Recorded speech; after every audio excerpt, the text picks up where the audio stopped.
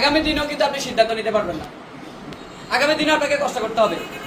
আমি ছোট্ট একটা গল্প বলে শেষ করবো। আমাদের সিনিয়র লিডারগুলো এখানে আছেন, আমি কোনো স্পিকার না, আমি আপনাদের মতো সাধারণ একজন পার্সন। ঠিক আজ থেকে 2 বছর আগে সিদ্ধান্ত নিয়েছি বলেই কিন্তু আজকে আমি এখানে আসতে পেরেছি। আমি কিন্তু আপনাদের মতো এই ব্যাংকেই ছিলাম, আজকে এখানে আসছি। তো এখানে আসার পিছনে কিছু আমি রহস্য আপনাদেরকে বলি। আমরা অনেকেই বিল গেটসকে চিনি, তাই না? চিনি তো নাকি? কে ছিলেন বিল গেটস? আমার দাদা, তাই না? কে ছিলেন বিল গেটস? কে ছিলেন? পরপর টানা 3য়বারের মতো পৃথিবীর শ্রেষ্ঠ ধনী ছিলেন। ওনার কাছে এমন পরিমাণ সম্পত্তি ছিলেন যেটা হচ্ছে কয়েক শত বছর, এটা যদি শুধুমাত্র প্রতিদিন কয়েক বিলিয়ন ডলার করে উড়ায়, এটা শেষ হবে না। তার মানে বুঝতে পেরেছেন?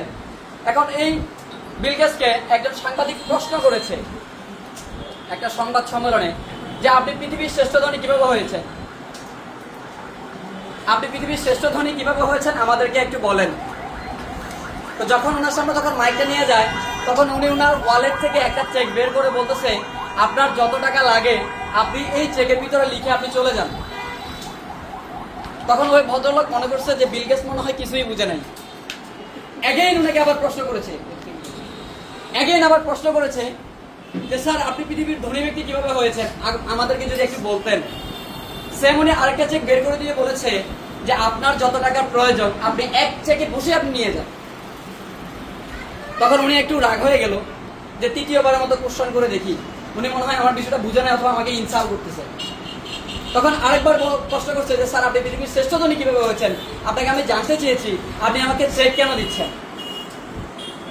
তখন বিল গেটস বলছে আপনার যত টাকা লাগে আপনি আবার এই চেকে বসে আপনি আবার নিয়ে যান।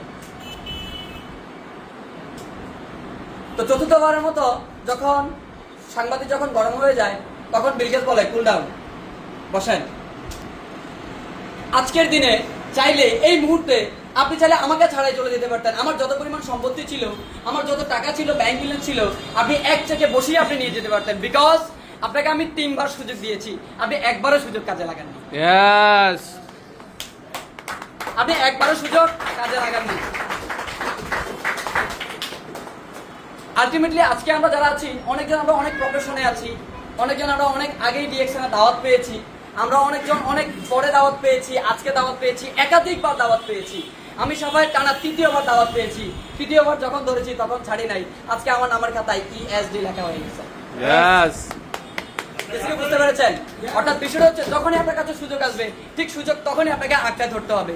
তো সো মাই ডিয়ার ফ্রেন্ডস, আমি আপনাদেরকেই বলবো যে এই মুহূর্তে আমরা যারা আছি, মাথায় কি আছে, গরম হচ্ছে না বৃষ্টি হচ্ছে না কি হচ্ছে, ওটা দেখার দরকার নাই। যদি আপনি মিলিয়নিয়ার হতে চান, যদি আপনি ঘরে বসে বিজনেস করতে চান, যদি আপনি আমি সাফায়েতের মতো ভালো একটা জায়গায় আসতে পারেন, 27টা কান্ট্রি থেকে মাল্টি কারেন্সি ইনকাম করতে পারেন, লক্ষ লক্ষ টাকা নিজে কি করতে পারেন, ইনকাম করতে পারেন, একটা কোম্পানির ওনার হতে চান, তাহলে আমি আপনাকে বলবো আজকের দিনটা আপনার জন্য। যদি আপনি একটা সিদ্ধান্ত যদি নিতে পারেন, আজকের দিনের 1 ঘন্টা, জীবনে তো অনেক ঘন্টাই চলে গেছে, অনেক জায়গায় ফুটবল খেলাতে 2-3 ঘন্টা 4 ঘন্টা দৌড়াইছেন শুধু খাড়াভাঙা রোদের ভিতরে। আজকের দিনটা না হয় 1 ঘন্টা স্যাক্রিফাইস করেন। আমি সবাইদের জন্য নো, শুধুমাত্র আপনার জন্য। আপনি আপনার জন্য 1 ঘন্টা স্যাক্রিফাইস করেন, দেখবেন আপনাকে আর 15 বছর 20 বছর অক্লান্ত পরিশ্রম করতে হবে না। আপনার এই 1 ঘন্টাই বলে দেবে, আপনার এই 1 ঘন্টার ডিসিশনে বলে দেবে, আপনার এই 1 ঘন্টার মাইন্ডসেটে বলে দেবে আগামী দিনে আপনি কোথায় যাচ্ছেন। আমরা কি আছি? আমরা কি থাকবো? এই মুহূর্তে আমি বলবো যে সব ফ্যান বন্ধ করে দেন, ফ্যানের দরকার নাই। ডিএক্সএন বাংলাদেশে 2002 সাল থেকে, যখন বাংলাদেশে কোনো বিদ্যুৎ ছিল না, সফল কি হয় নাই? সফল কি হয় নাই? আমাদের বোনটা যখন রান্না করে মনে হয় এসি করে রান্না করে, আমাদের ভাইরা যখন মাঠে যখন কাজ করে মনে হয় এসি লাগাইয়া মাথার ভিতরে একটা ফ্যান লাগাইয়া মনে হয় কাজ করে। আপনারা মনে হয় আমার কথায় মনে কষ্ট পাচ্ছেন, তাই না? তার জন্য আমি আন্তরিকভাবে দুঃখিত। মনে কষ্ট না নিয়ে জীবনটাকে যদি হাস্যোজ্জ্বল করতে চান, হাজার হাজার মানুষকে যদি সফলতার সিঁড়িতে যদি নিয়ে যেতে চান, বেটার একটা জায়গায় যদি নিয়ে যেতে চান, আমি সবাই আপনাদেরকে বলছি আজকের দিনের 1 ঘন্টা আপনি ব্যয় করেন। আপনার এই 1 ঘন্টায় আপনাকে সফলতার চূড়ান্ত পর্যায়ে নিয়ে যেতে সহযোগিতা করবে। তো